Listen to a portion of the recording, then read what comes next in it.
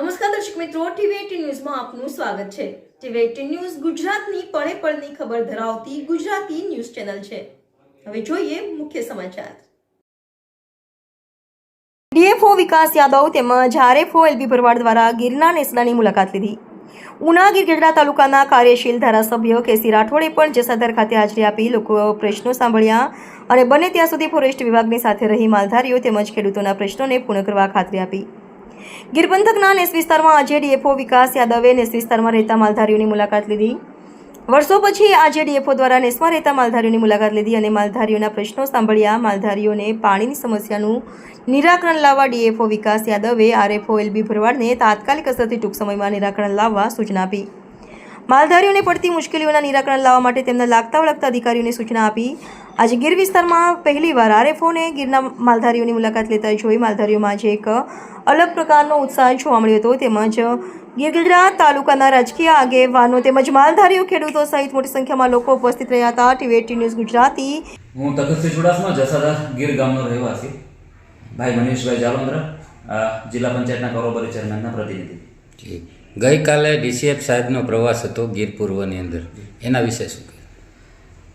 DCF સાહેબનું જેવું transfer Gir પૂર્વમાં થયું એટલે એમને લઈને ધારાસભ્યશ્રી અને ડાયા બાપાની વિશેષ સૂચના અમારી યુવા ટીમને મળી હતી કે તમે સાહેબ પાસે જાઓ અને ગીર પૂર્વ બાબતે કેટલી વિચારણા થઈ શકે છે આગામી આયોજનને લઈને। એટલે એ સમયે હું ધર્મેશભાઈ, મનીષભાઈ સાથે સાહેબને મળવાનું થયું। એટલે ત્યારે સાહેબે 6 થી 7 મુદ્દા પર અમારી સાથે ઊંડાણપૂર્વક ચર્ચાઓ કરી હતી કે આગામી સમયમાં ગીર પૂર્વ માટે આપણે શું કરી શકીએ છીએ।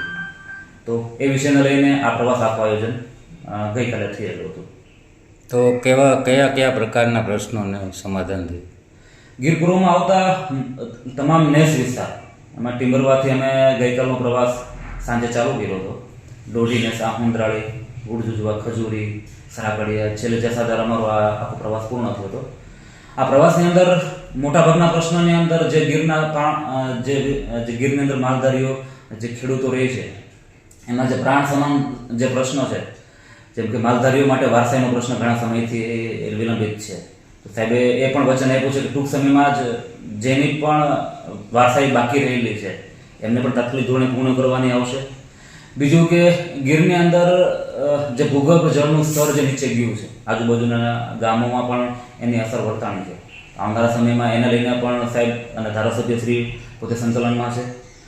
વિશેષ જે ગીર પૂર્વની અંદર જસાદર, ચીખલકુબા અને કોઠારીયા આ ત્રણેય ગામને સેટલમેન્ટમાંથી રેવન્યુમાં તબદીલ કરવા માટે જે ફોરેસ્ટ ડિપાર્ટમેન્ટ તરફથી તો પૂર્ણ પ્રયાસ થઈ ગયા છે। હવે આગળ સરકાર તરફથી ધારાસભ્યશ્રી અને એની ટીમ તો એ બાબતને લઈને પણ આગળ ખૂબ જ ટૂંક સમયમાં સારા એવા સમાચાર ગીરને મળશે। સાથે રાવલ ડેમ, જે ગીરગઢડા તાલુકા માટે આમ તો જીવાદોરી સમાનનો એક ડેમ કહી શકાય છે, તો એમની પાણીનું જળસ્તર કેમ વધે એ બાબતે પણ ગઈકાલે રાત્રે ત્યાં જે પટેલ સાહેબ ઇરિગેશનમાંથી પણ આવતે હાજર હતા અને સાથે ધારાસભ્યશ્રી અને આખી ટીમ પણ એની સાથે હતી। તો ટૂંક સમયમાં આવનારા વર્ષમાં એ બાબતે પણ વિચાર થશે અને દરેકના ખેડૂતો સુધી, ખેતર સુધી પાણી પહોંચે એના બાબતે પણ સતત આગેવાનો પોતે ચિંતિત છે। તો માલધારી જે છે તે ઉનાળામાં હિજરત શું કામ કરે છે તે? હા, એ આપણે ખૂબ સારો પ્રશ્ન કર્યો। જ્યારે હું સાથે મનીષભાઈ અને ધર્મેશભાઈની સાથે હતા ત્યારે દરેક નેસમાં ડીસીએફ સાહેબ પોતે આ બાબતની ચર્ચા દરેક માલધારી સાથે કરતા હતા। મનીષભાઈ જોયું હોય તો કે ભાઈ માલધારીઓ હિજરત શા માટે કરે છે, છેલ્લા 5-6 મહિના એ ગીર છોડીને શા માટે જતા રહે છે। એટલે બધા માલધારીઓને કહેવાનું એવું હતું કે ગીરની અંદર પાણીનો પ્રશ્ન અને ઘાસનો પ્રશ્ન અમારે મોટો છે, એના માટે અમારે હિજરત ગીર છોડીને જવું પડે છે। સાહેબે ત્યારે પણ ધારાસભ્યશ્રીએ સંકલન કર્યું કે આ બાબતે આપણે શું કરી શકીએ છીએ। તેમાં એણે એક નિષ્કર્ષ એવો લાવેલા કે જે નવા ઘાસના બીજ આપણે રોપાણ કરીએ છીએ। અત્યારે જે કુવાડીઓ અને વનતુલસીનું પ્રમાણ જે જંગલમાં વધી ગયું છે એમને કેમ કરીને દૂર કરીએ અને નવું ચરિયાણ ઊભું થાય ગીર માટે, ગીરના પશુ માટે, તો જેથી કરીને માલધારીઓ પણ અંદર વસવાટ એમનો એટલે યથાવત એમને પડતી મુશ્કેલીમાં પણ ઓછું થાય। તો આ બાબતની ચર્ચા પણ સાહેબે ખૂબ સારી રીતે કરી છે અને હકારાત્મક અભિગમ બધી જગ્યાએ સાહેબે આપેલો છે અને એમના સ્ટાફને પણ સૂચના જ્યાં ઘટતું હતું ત્યાં તાત્કાલિક ધોરણે સૂચના। ગત દિવસના રોજ અમે ધારી પૂર્વ વન વિભાગના ડીએફઓ સાહેબ શ્રી વિકાસ યાદવ સાહેબ સાથે તેમજ તેમનો ફોરેસ્ટ સ્ટાફ, આરએફઓ સાહેબ તથા બીટગાર્ડ એનો તો વિભાગના દરેક કર્મચારીઓ સાથે રહી અમે કાલે પ્રવાસ કરેલો, જેમાં ટિમ્બરવા, આસુંદરાય, લોઢી જસાદારના મુકામે અલગ અલગ જે નજીક પડતા નેસ વિસ્તારના લોકોને બોલાવી અને ત્યાં લોકોના પ્રશ્નો સાંભળવામાં આવ્યા. સૌ પ્રથમવાર એવું બન્યું છે કે ડીએફઓ ડાયરેક્ટ પબ્લિક કોન્ટેક્ટમાં આવી અને એમના પ્રશ્નો શું છે એ સાંભળવાનો પ્રયાસ કર્યો. અમારા માટે પણ એક ગર્વની વાત કહેવાય. ગત અઠવાડિયે અમે જ્યારે ડીએફઓ સાહેબને મળ્યા ત્યારે અમને વચન આપવામાં આવેલું કે આપણે સાથે રહીને પ્રવાસ કરશું, જેથી લોકોમાં શું હાલાકી પડે છે એનું નિરાકરણ કેવી રીતે આપણે લોકો સાથે મળીને કરી શકાય. આ તકે અમે ડીએફઓ સાહેબ તથા તેમના ફોરેસ્ટ વિભાગનો ખૂબ ખૂબ આભાર વ્યક્ત કરીએ છીએ કે આવું આપણા વિસ્તારમાં પ્રથમવાર બન્યું કે પ્રવાસમાં બંને સંકલનને સાથે રાખી અને લોકોના પ્રશ્નોને વાચા આપવાનું કામ કર્યું છે. નજીકના ભવિષ્યમાં આપણે આ વિસ્તારને કેવી રીતે વિકાસની દ્રષ્ટિએ આગળ લઈ જઈ શકીએ તથા એમના જે પડતર પ્રશ્નો છે, વારસાઈના પ્રશ્નો છે, પાણીના પ્રશ્નો છે, સિંચાઈ માટે ખેડૂતના જે પ્રશ્નો છે એને ઝડપથી નિકાલ કરી શકાય એના માટે આપણે પૂરતા પ્રયાસો કરશું અને જે ડીએફઓ સાહેબે પણ અમને હકારાત્મક અભિગમ દાખવે. આ તકે અમે ડીએફઓ સાહેબ તથા ફોરેસ્ટ વિભાગનો ખૂબ ખૂબ આભાર વ્યક્ત કરીએ છીએ. માતાજી, મારું નામ હકુભાઈ રબારી, વીર કોઠારિયા. હકુભાઈ, આજનો કાર્યક્રમ શું?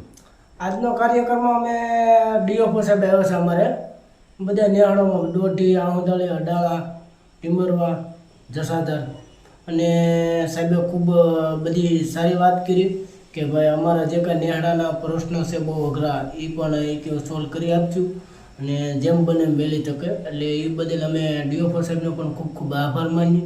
જોકે અમારા ડીએફઓ સાહેબ આજ સુધીમાં કોઈ નિહાળામાં પ્રવાસ કરવા મેં તો તે જોયા નથી, પણ આજે આ ડીએફઓ સાહેબ આવ્યો ને તો ખૂબ અમારા એરિયા પણ બહુ વ્યવસ્થિત બધી ખાસ જમ્યા અને બધી વાતચીત બહુ વ્યવસ્થિત કરી કે તમે તારે જ્યાં જરૂર પડે ત્યાં કે મને કીધું મીટિંગ કરી અને જે કાંઈ પ્રશ્ન હશે એ મેં સોલ્વ કરી આપશું. એટલે અમે ગીર ઊંડા માલધારી સમાજ બધાએ વતી ખૂબ ખૂબ અમે ડીએફઓ સાહેબનો અને આરએફઓ સાહેબનો પણ ખૂબ ખૂબ આભાર માનીએ કે એટલે ઓલામાં અમારો બધી અને હરજ બધી સાંભળી. એટલે ખૂબ ખૂબ આભાર ડીએફઓ સાહેબનો અને આરએફઓ સાહેબનો. મારું નામ લોણી ભૂપતભાઈ રાજાભાઈ, ગામ બેડિયા મારું. આજે અમારે ડીએફઓ સાહેબ ગીર વિસ્તારમાં પ્રવાસ માટે આવેલા અને પ્રવાસમાં અમે સાથે હતા સાહેબની હારે અને બધાય નેસડામાં અમે આંટો મેર્યો છે. એટલે બધાય નેસડાના નાના મોટા પ્રશ્ન સાહેબે સાંભળ્યા છે અને એનું બધાય કામ સાહેબ કરશે એવી સાહેબે બાંહેધરી આપેલી છે.